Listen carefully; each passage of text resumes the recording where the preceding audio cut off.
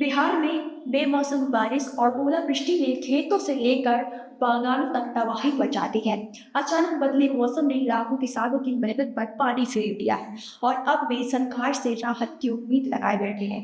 दरअसल पिछले कुछ दिनों में हुई तेज बारिश, आंधी और ओलों ने रबी फसलों को सबसे ज्यादा नुकसान पहुंचाया है। हालात इतने खराब हुए हैं कि कई जगहों पर कटाई के लिए तैयार फसलें पूरी तरह खेतों में बिछ गई।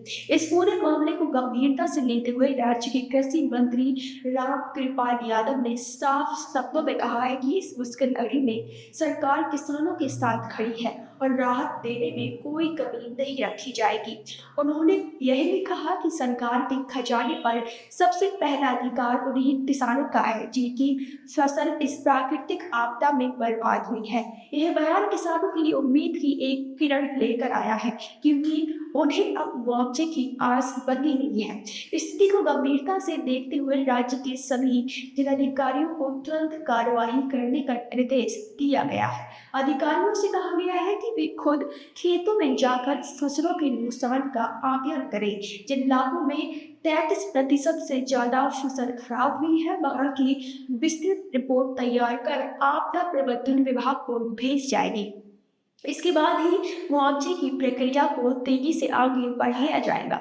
सरकार का लक्ष्य साफ है कि प्रभावित किसानों की पहचान जल्द से जल्द हो और बिना किसी देरी के मुआवजे की राशि सीधे उनके बैंक खातों में भेजी जाए, ताकि उन्हें आर्थिक राहत मिल सके। अगर नुकसान की बात करें तो इस बेमौसम बारिश ने गेहूं, मक्का और सरसों जैसी प्रमुख रबी फसलों को बुरी तरह प्रभावित किया है। ये फसलें लगभग कटाई के लिए तैयार थी, लेकिन तेज हवाओं और बारिश के कारण खेतों में गिर गई। कई जगहों पर पानी भर जाने से इस फसल सड़ने का खतरा भी बढ़ गया, जिससे किसानों की चिंता और गहरी हो गई। खासकर मोकामा और उसके आसपास के टॉल क्षेत्रों में स्थिति और ज्यादा गंभीर है। यहाँ के किसानों का कहना है कि दलहन की फसल को भारी नुकसान हुआ है। विशेषज्ञों के अनुसार इस बारिश का सिर्फ असर अनाज तक सीमित नहीं रहा, बल्कि पशुओं के चारे की भी कमी हो सकती है, जिससे किसानों की परेशानियां और बढ़ेंगी। इस प्राकृतिक आपदा का असर सिर्फ खेतों तक सीमित नहीं है, बल्कि बागानों पर भी इसका गहरा प्रभाव पड़ा है। बिहार की पहचान माने जाने वाले आम और लीची के बागानों को भी इस मौसम ने ही नहीं बख्शा। तेज आंधी और बारिश के कारण पेड़ों पर लगे मोड़ यानी फूल बड़ी संख्या में झड़ गए। इसका सीधा असर इस साल की पैदावार पर पड़ेगा और उत्पादन में भारी गिरावट देखने को मिल सकती है। खासतौर पर मुजफ्फरपुर और आसपास के इलाकों में लीची की खेती करने वाले किसान बेहद मायूस हैं। मुजफ्फरपुर की लीची देश विदेश में अपनी खास पहचान रखती है, लेकिन इस बार मौसम की मार ने किसानों की उम्मीदों को तोड़ दिया है। बागान मालिकों का कहना है कि उन्होंने पूरे साल मेहनत की थी, लेकिन अचानक आई इस आपदा ने उनकी सारी उम्मीदों पर पानी फेर दिया।